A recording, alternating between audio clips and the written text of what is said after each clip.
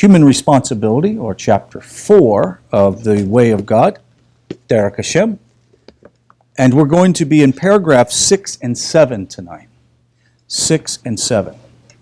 It says, man serves God by observing all his commandments, and the root purpose of this service is to make man always conscious of God and to turn him into God's direction. The guiding principle is that man must realize that God created him only so that he could have the opportunity to draw close to the Creator, but this closeness becomes possible only if man overcomes his evil inclination and deciding to subjugate himself to his Creator and to fulfill God's commands. Man must reverse his inclination toward the physical, conquering the mundane tendencies, and he will be able to do so if he manages all the affairs only for the sake of attaining this goal, having no desire for anything. When reading this over and over since last week, these two sections, and I really would encourage you, when you read this book in preparation for the class, just stick with the next two paragraphs. Just read them and contemplate them. Really, when you think about what we're doing in this world and our purpose in this world, it's an all-in. There's no other option. It's an all-in thing. And if one attempts to try to partially develop a relationship with the Creator and partially sort of do some things, then in reality you're not achieving anything, right? We understand, and we hear this regularly. Rabbi Weiss is actually the first one that mentioned this, that our spiritual journey is like walking up an escalator the opposite way. And when you stop, what happens to you? You immediately go down. You don't go up. You don't stay neutral. You go down. And it's this case, it's the same with all of us. You know, a tzaddik, I saw the discussion back and forth today about a tzaddik and, a tzaddikah, right? It's a person who reaches the highest level, they don't have these failures. And then one asks, well, what happens if you do have a failure? If one has a failure, it's just a process of starting over again. But just like working out or doing any other thing, to cease doing it, you begin to lose interest, you begin to lose your effectiveness and your muscle memory to perform at the highest level. It's the same thing when it comes to Torah. It's so easy to become lazy and indifferent. All of us have to fight that inclination. And when you find yourself doing that, that is why it's important for us to immediately throw off the shackles that are keeping us from doing it and diving headlong back into Torah. I find myself becoming distracted with all of the activities dealing with what we do with websites and phone calls and the radio show and all those things. And it's so easy to get caught up in the mitzvah that I forget that there is a responsibility to dive into my relationship with God by mitzvahs. Now, the root divine service, according to the Ramchal, says this: lies in constantly engaging myself with the Creator. That's number one. Constantly engaging myself with the Creator. That means that there isn't much time in your mind in the day that you're not at some level thinking about the Creator. You would say, well, how can I do it? I'm thinking of my daughter with twins and mothers with 3 or 4 children. You think, how can I do this? Trying to work a job and take care of my children. It can be done. And it's not about going to yeshiva. It's not about sitting hours reading a Talmud or Mishnah or Torah, Chumash. It's about what is going on in the mindset. What is happening in your mind? What are you consuming yourself with? We mentioned this the other day, that we can't hold more than one thought at a time in our mind. And if that one thought is constantly being consumed with your environment and not with the Creator, then what's going to happen? You go 1 day, 2 days, 3 days, 4 days, 5, 6 days, boom, you jump up to Shabbos, and you've spent all week and you've not really contemplated much at all about the Creator. This is why in a modern digital age that we're going to be held with more responsibility than previous generations who had no access to any of this technology. With a simple iPod that you can get, or not even iPod, MP3 player that you can buy just about anywhere, or your phone, most of our phones have MP3 players, you can literally put thousands of hours of lectures on your phone and listen to them. And with the vast variety of lectures that are out there, you can pick. If you like Breslov, or if you like Chabad, if you name it, there are so many different lectures out there that can fit your specific style. Male and female, great lecturers, Rebbitzins that are phenomenal communicators, and you can download that information and consume yourself with God. I find myself having to sort of pull myself back up by the bootstraps. And I had gotten to where my Torah study was starting to get limited each day, where it used to be maybe 4 or 5 hours of listening to lectures while I'm working and while I'm studying, down to an hour and a half, just because things get busy. And when I read this text, I went, hold on a second. I'm thinking, and I do a little pie chart. Just do it. You know what a pie chart is, right? Go do your pie chart and cut off and say, okay, let's look at the average day. You know, what am I thinking about the most? Give it a percentage. If I'm thinking about cars and husband, wife, children, food, all those things can be elevated. Now, you understand that if we mix God with all that stuff, we're elevating those things, right? So we know that that's not so mundane you can't think about it. But it's in the process of doing all that that we continue to be consumed by God, by being consumed by Him. The next thing he says is not only engaging yourself with the Creator, it's also comprehending that you were created to attach yourself to God. The very purpose of your life is to actually attach yourself to God. And we've talked about this over and over, that it's a big struggle. It's hard for some people. Whatever it may be, they might have different circumstances, handicaps, whatever it may be. But that does not mean that one cannot become attached to the Creator and cling to the Creator. With all of the things that are going on, we realize that even someone with the worst of circumstances can cleave to the Creator because that is their intent. That is a pure intent. There's a beautiful documentary, I think it's on YouTube, about a young boy with Down syndrome that loves to daven and loves to pray. And his mom says that he spends hours on the playground at the park, and he just recites the prayers over and over and over and over again. And it's a blessed thing. It's a beautiful thing. As all the handicaps he has, he's found something that caused him to cleave to the Creator. That something may not be the same for me as it is for you. You just got to be able to find out what that is. Let's go on and look at a couple of other things. We were placed in this world to prevail over the yetzer harah. That's our goal, is to prevail over it. Next, to subjugate ourselves to God through reason, study of Torah, and elevating the mundane to the holy. Next, returning our physical cravings and inclination, overturning it from its normal desires and our physical cravings and inclination to want to crave Hashem and God. And to apply all of our activities to this end without ever wavering from it. The men are being encouraged in this community, and I'm sure by the wives, to daven regularly.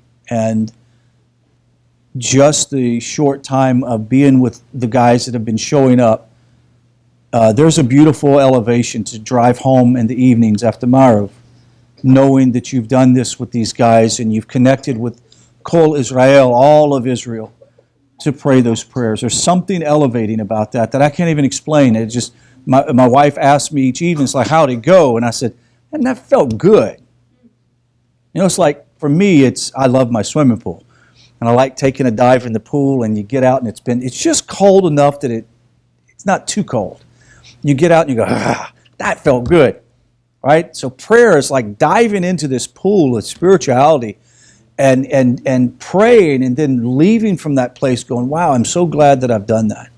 It's an all or nothing proposition. Because I have found in my own life that if I try to do it with a tremendous amount of reservation and caution, then I end up not doing it. You just end up not doing it. You go, I'll get to it tomorrow. This is the famous line that we were talking about the guys one day. And you get up in the morning and you look at your schedule and you realize, oh man, I only have so much time to get out the door. And you think, well, I could just do the Shema, wash my hands, do the Shema, and do the shortcut. I don't have to do the whole thing. And then you realize it doesn't take that much time to do the whole thing. It really doesn't take that much time. But our yetzer is constantly battling us to take a shortcut, to take the shortcut. We think of all kinds of mitzvah that we should be doing, and we think, I can take the shortcut this time. But what I've found in my personal life, and I think that the Ramchal is trying to say, that if you want to find your way to God, and you really want to find yourself cleaving to God, it has to be an all-out proposition. A full-court press to define your whole life in mitzvahs, in doing righteous acts. And it's a constant battle. A constant battle, for example, when you're looking for something on the shelf and you really want this product, but you can't find it kosher, to just go, nah, no one knows. Right? I mean, we all know what this is like. We've gone through this. It's watching something on YouTube or the internet that you go, oh, I would hope to somebody not know I'm watching this, even though it's not that bad. Right? You understand? Could be slightly just a little off color, but you do it anyway. And we are really who we are when we're in the most private moments. And I would hope to want to one day achieve the level of being one who's cleaving to God and constantly engage with God even in my private moments when no one is around. Let's go to the next, let me see if there's a couple of notes I might want to bring up. So let's look... let's talk about divine service. Let me read this. That divine service lies in your constantly engaging yourself with the Creator. For unbeknownst to most, we're to foster an intimacy with God that's rooted in catching sight of Him and hearing out what He says all the time. Rob Dror often talks about finding God in the little cracks, seeing Him between the leaves, observing Him looking through the little edge of the doorway. My brother used to have a thing that drove me crazy. He was 8 years older than I, and I would go to bed first, and then he would come in, and he would look, the crack in the door where the hinges are at? He would put his eye right up to it, and he would stare at me. And it was obvious I knew it was my brother, and I'd go, I see you, Randy. And he'd stand there staring at me. I see you. Like, quit. Right? He was only doing it to annoy me because he was peeking at me, trying to act like as if I can't see him. But this is what we're talking about. It's about being observant enough to see God in the smallest mundane part of your life. Someone asked or mentioned to me the other day, as a matter of fact, Ross Nichols called me yesterday. He was telling me about something fantastic that was happening. And he said, I don't know whether to think that this is like a divine thing or, this just happens to have happened. And I went, for Ross, by now there's no such thing as it just happened to happen. This is a very divine thing. If we're not careful, we can miss the small messages that the Creator gives us in our lives as we're starting to pursue Him. For you are created to attach yourself unto God, at bottom, nothing else. Everything else we do is either ancillary or disruptive, and every other attachment we have is non-adhesive to the end and pietous in comparison. So the idea is that once, and I think somebody quoted it today or they typed it up, that a tzaddik is one who realizes there is nothing in the world besides God. Nothing. Bad, good, it's immaterial. Everything is of God. That is truly becoming fully self-aware, that there is only one thing in the world to be concerned about. Look, there are some people who have, such a level of empathy and compassion that they are concerned about a lot of people. My wife is that way. She prays about everybody. You know, she finds out about somebody that's a stranger, and she's talking about how, you know, they're having such difficult times. And I'm just like, you don't even know this guy. You just heard about him from another friend. And she's like, but aren't you concerned? I'm like, no, I don't even know the guy, right? She's so concerned about all those things and what's a level of compassion. And I think of myself, I'm just kind of going around like ignorance is bliss type guy, right? And I'm not sure there's a balance in between all those things, right? Yeah, okay, right. But there's a balance in those things. With that being said, the Ramchal is helping us to understand that everything in life is either got to be a contributing factor or a distraction. And those things that are the distractions have to be dealt with and removed. Let's go to chapter 7. Everything that man should do can be divided into two categories.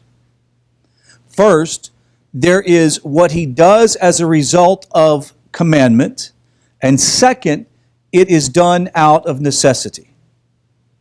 The first category includes all divine commandments, that is the 613 commandments, and the second includes everything that man does while making use of the world to satisfy his needs. The purpose of the divine commandments has already been discussed, namely that man should obey God's orders and to fulfill his will. In doing so, he conforms to God's will in two inherited ways. So before we go into that, let's back up a little bit and talk about this.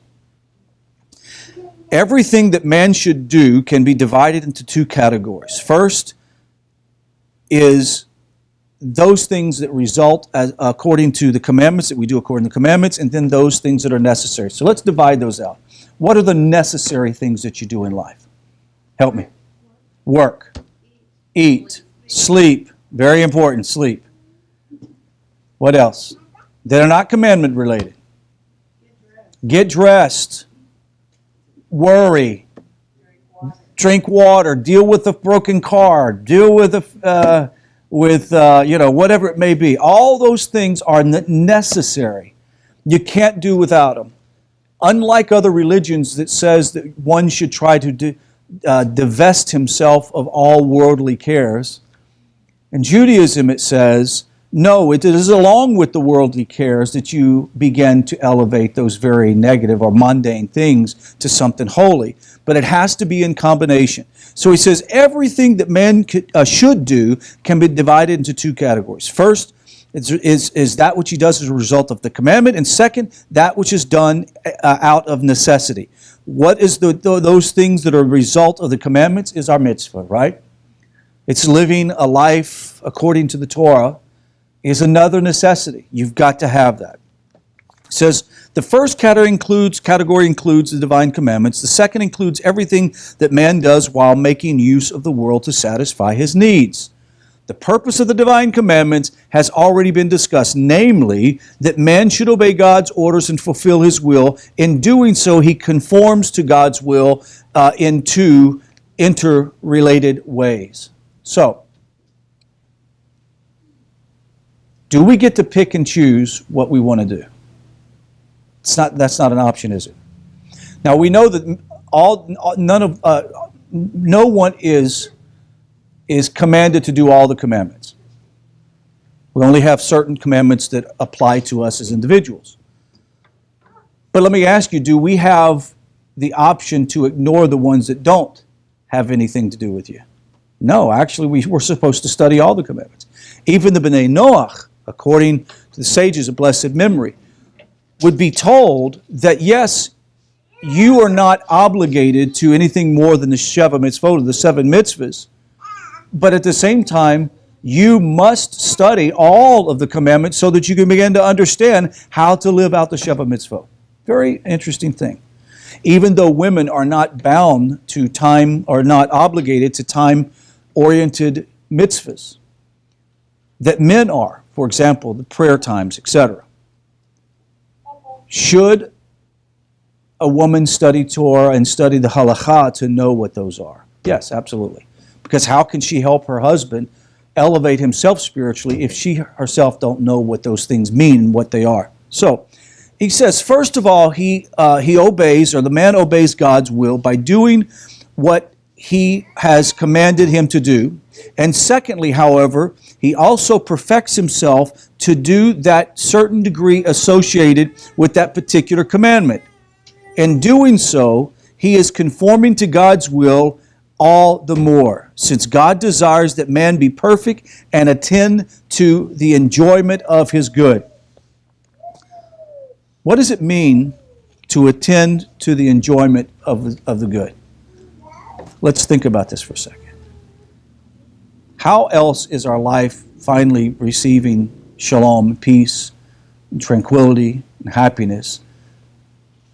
It is only after that we begin to do the mitzvah of God, the first thing that is required of us, and the commandments of God, can we find that level of peace and tranquility and life in the necessities of life, to enjoy life.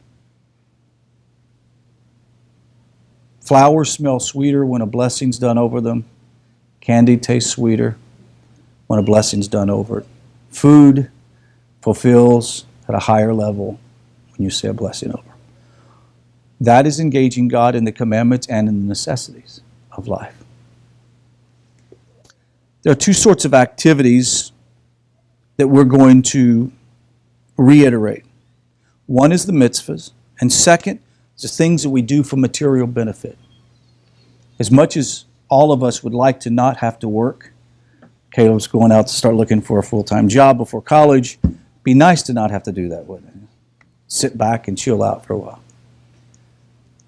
But real fulfillment comes when we are able to make the necessities of life comfortable, enjoy our life.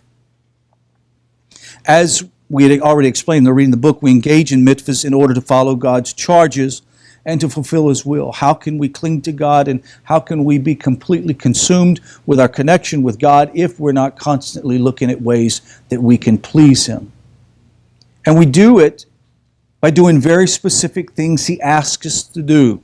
And secondly, by performing this in a process, in a way that only that the mitzvah can enable you to do the mitzvah. And the way God tells us, the way according to halakha, as God warns us to, so that as to the benefit from His benevolence, when it comes to the sort of things you do for personal reasons, you need to be sure that they are according to God's will.